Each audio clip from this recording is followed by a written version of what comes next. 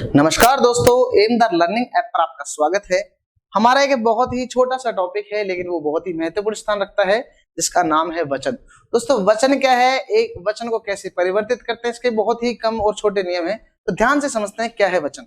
तो हेडिंग डालते हैं हम वचन। वैसे ना, वचन को अगर नॉर्मल दृष्टि में देखा जाए, अगर वचन को हम सादा दृष्टि में देखें तो वचन का शाब्दिक अर्थ होता है वादा निभाना, यानी कि अपने आप को किसी को आश्वासन देना कि मैं आश्वासन देता हूं, उसे कहते हैं वचन।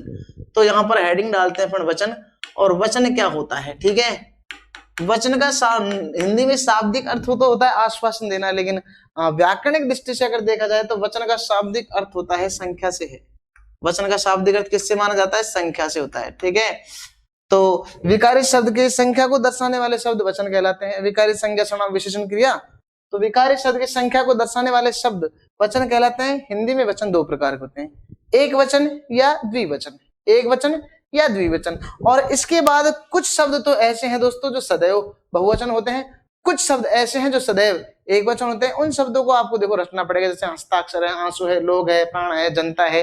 ये जो कुछ शब्द हैं वो सदैव बहुवचन होते हैं। सबसे पहले इसकी डेफिनेशन लिख लेते हैं, फिर वो महत्वपूर्ण शब्द और उसके बाद छोटे मोटे नियम, ठीक है। सबसे पहले तो हम इसकी परिभाषा की अगर बात करते हैं, परिभाषा की, तो आइए दोस्तों, परिभाषा क्या लिखते हैं? परिभाषा। विकारी शब्दों की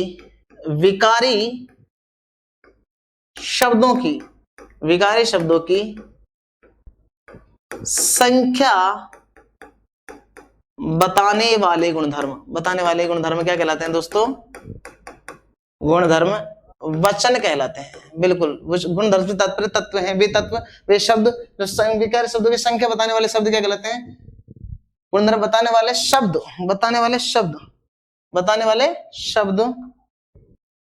क्या कहलाता है दोस्तों? वचन कहलाते हैं। वचन कहलाते हैं। क्या कहलाते हैं? वचन कहलाते हैं, ठीक है दोस्तों।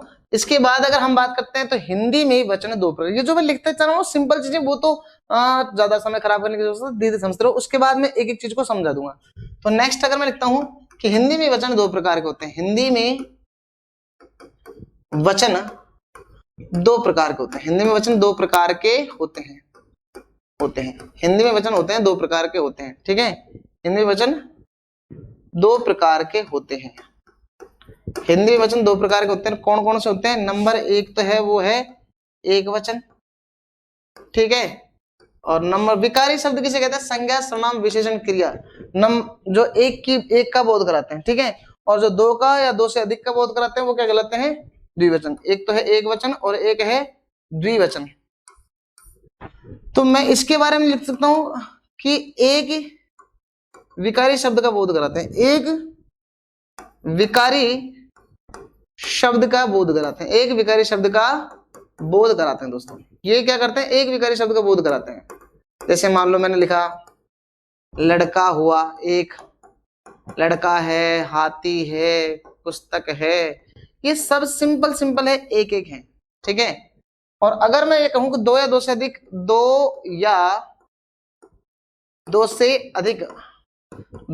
अधिक विकारी शब्दों का बोध कराते हैं। विकारी शब्दों का बोध कराता है, शब्दों का बोध कराते हैं। वो क्या कहलाते हैं? दो हो या दो से अधिक हो, तो आप समझ जाना मेरे दोस्तों, वो किस में चला जाएगा? द्विवचन के अंतर्गत चला जाता है। वो किसके अंदर चला जाता है? द्विवचन के अंतर्गत। अब वैसे जैसे पूछे कोई कि जैसे, तो भाई जैसे एग्जाम्पल ये है कि लड़का का आप लड़के कर दो, लड़का का लड़के कर दो, और हाथी का हाथियों, ठीक है, हाथियों, ठीक है। और पुस्तक का पुस्तकें कर दो। तो कहने का तात्पर्य मेरे दोस्तों ये है कि ये कोई बड़ी बात नहीं है कि वचन का शाब्दिक अर्थ संख्या होता है। वचन हिंदी में दो प्रकार के होते हैं, एक वचन, द्विवचन और बहुवचन भी होता है। लेकिन वो हिंदी में द्विवचन होता है, लेकिन मेरे दोस्तों यहाँ ये हिंदी में द्विवचन नहीं होता, हिंदी में होता है बहुवचन। ये थोड़ा सा बच के रहना, ठीक है। हिंदी में होता है बहुवचन, एक वचन और बहुवचन, ठीक है। द्विवचन तो संस्कृत में होता है। हिंदी में दो प्रकार के वचन होते हैं, एक वचन और बहुवचन, ठीक है दोस्तों। इसके अगर हम बात करते हैं, इसके अलावा अगर हम बात करते हैं तो सीधा सा मैटर यहाँ पर ये है कि एक वचन में किसी एक संज्ञा का बोध होगा, एक विकारी शब्द का बोध होगा, और बहुवचन में अनेक संख्याओं का बोध होगा। और वैसे हम जानते हैं पुस्तक का पुस्तकें, हाथी का हाथियों, कुत्ता का कुत्ते, ये सब तो बहुवचन में आते हैं, लेकिन इसके पीछे कुछ उपसर्गों के प्रश्न भी आ सकते हैं। तो मैं यहाँ पर एक बात कहना चाह रहा हूँ कि कुछ शब्द ऐसे हैं मेरे दोस्तों जो हमेशा बहुवचन आते हैं। अगर विकल्प आए कि निम्न में से कौन सा शब्द है जो सदैव बहुवचन में प्रयुक्त होता है, तो आपको वो भी याद होने चाहिए। तो आइए दोस्तों, यहां तक समझ में आया, नेक्स्ट पेज को समझते हैं। ये अब हम कुछ रूल्स लिख लेते हैं। कुछ शब्द सदैव बहुवचन में प्रयुक्त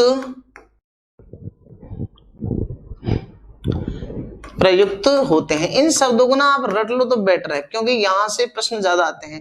कौन कौन से हैं वो शब्द, ये भी देख लेते हैं। वे हैं कौन कौन से, ठीक है। हस्ताक्षर, आंसू, प्राण, पराग, होश, बाल, और होश है, बाल है, और इसके अलावा आदरणीय है, दाम है, समाचार है। आदरणीय है, दाम है, समाचार है, ठीक है। समाचार आ गए, अपन ये तो कहते हैं क्या उसके समाचार आ गए, ऐसे हम पूछते रहते हैं, ठीक है। लोग है और हालचाल है, लोग है और हाल चाल है। तो दोस्तों ये ध्यान रखना, ये कुछ ऐसे शब्द हैं जो सदैव किसमें आते हैं, कुछ शब्द सदैव बहुवचन में काम आते हैं, इसमें कोई डाउट नहीं है। जैसे हस्ताक्षर, आंसू, प्राण, पराग, होश, बाल, आदरणीय, दाम, समाचार, लोग और हालचाल। हालचाल में बीच में डैश आएगा।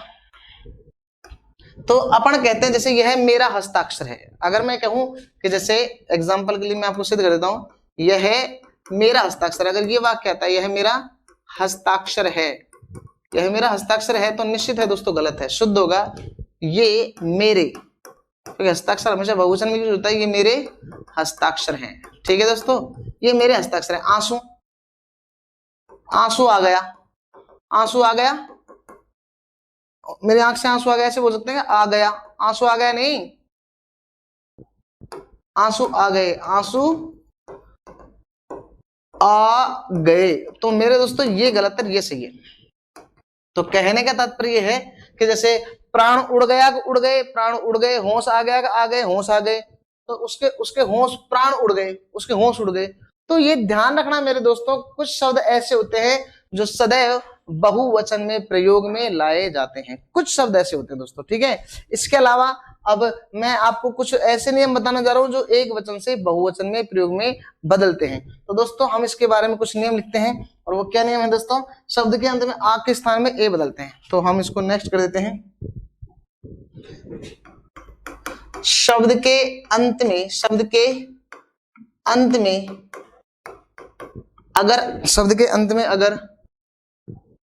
के अंत में आ रहा है, आ, तो आ को किस में बदलेंगे दोस्तों, ए में बदलेंगे। आ को ए में बदलते हैं, आ को ए में बदलते हैं। अब कैसा, जैसे बेटा है, बेटा का बेटे, ये मेरा बेटा का बेटे, ठीक है। और लड़का, लड़का है तो लड़के, ठीक है, लड़का, लड़के, बेटा, बेटे।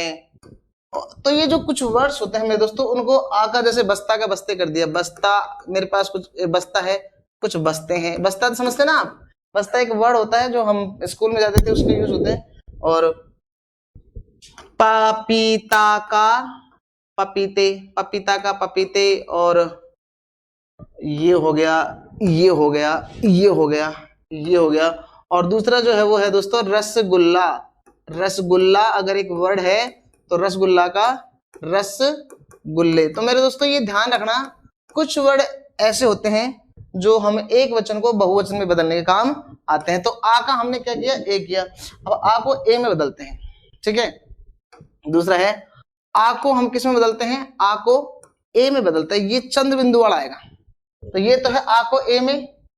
तो यहां पर जैसे दाल लिख दिया, दाल का दालें, भाई कुछ दालें फैल गई, दाल का दालें। तो इसमें क्या आएगा दोस्तों, बिंदी के रूप में अगर कोई यूज आता है तो वो आता है दाल का दालें, राह का राहें, ठीक है, राह का राहें, दीवार का दीवारें। तो आपको ना इसमें ए जो चंद्रबिंदु ये आ रहा है, इसको आप इसमें चंद्रबिंदु मानो, ये अनुनासिक वर्ण है। अगर ए को इसने ए कर दिया है तो ये इसका क्या माना जाता है दोस्तों, अनुनासिक माना जाता है। दीवार का दीवारें, और क्या रह गया दोस्तों, कलम का कलम, कलम लिख दिया तो कलम का हो गया कलमे। तो आपको ये ध्यान होना चाहिए दोस्तों को, आ का अगर हमने ए परिवर्तित किया है तो दाल का दाले, राह का राहें, दीवार का दीवारें, कलम का कलमे, ये हो गया दोस्तों, ठीक है। तो अब हम बात करते हैं आ के स्थान पर, ये आ है तो आ के स्थान पर ए हो गया। नेक्स्ट पेज ले लेते, इसमें नहीं आएगा। तो हमारा जो नेक्स्ट पेज है, rule number third, rule number third. देखो दोस्तों, कुछ चीजें होती है जो ऑलरेडी आ के बारे में आती है तो उसको ए करना होता है, आ का ए करना होता है, आ का ए। जैसे हमने लिखी चिड़िया, अब देखो ये चिड़िया जो है ना वो तो एक वचन है चिड़िया, और अगर मैंने चिड़िया की जगह चिड़िया कर दी, चिड़िया, अब देखो ये शब्द जो है वो है बहुवचन।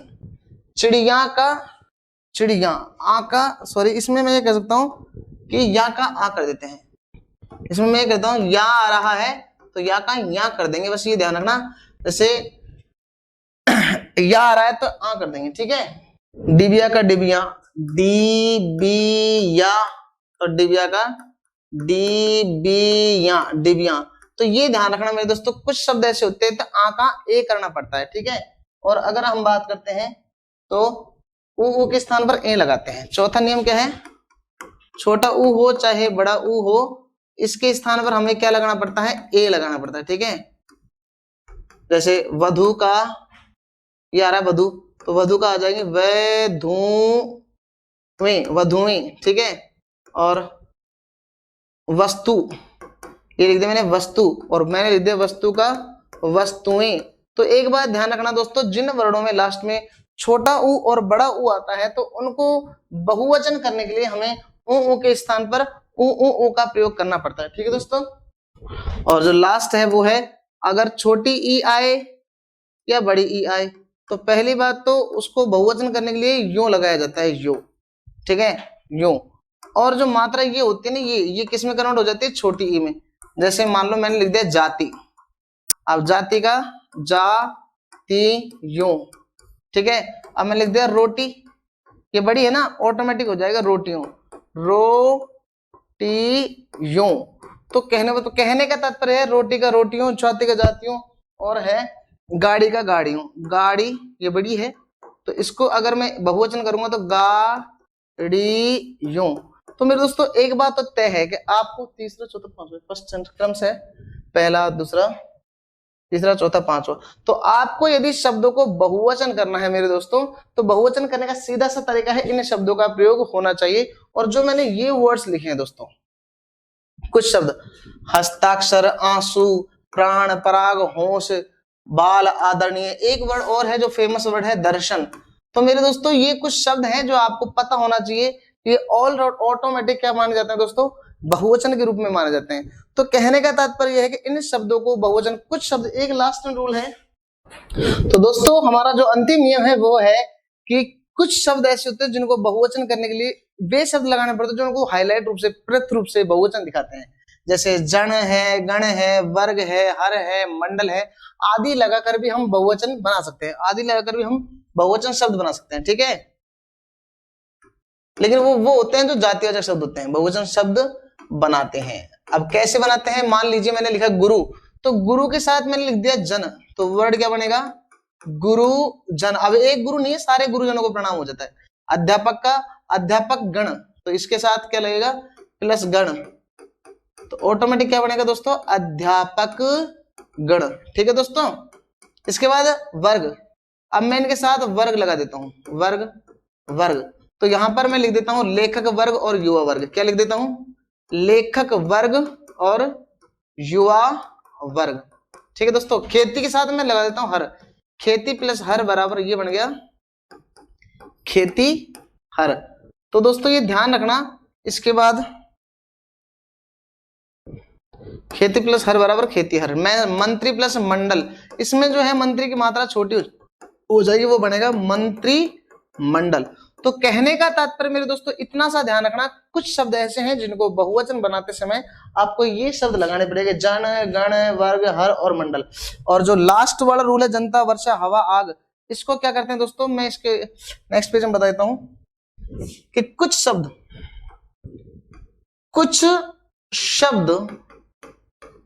सदैव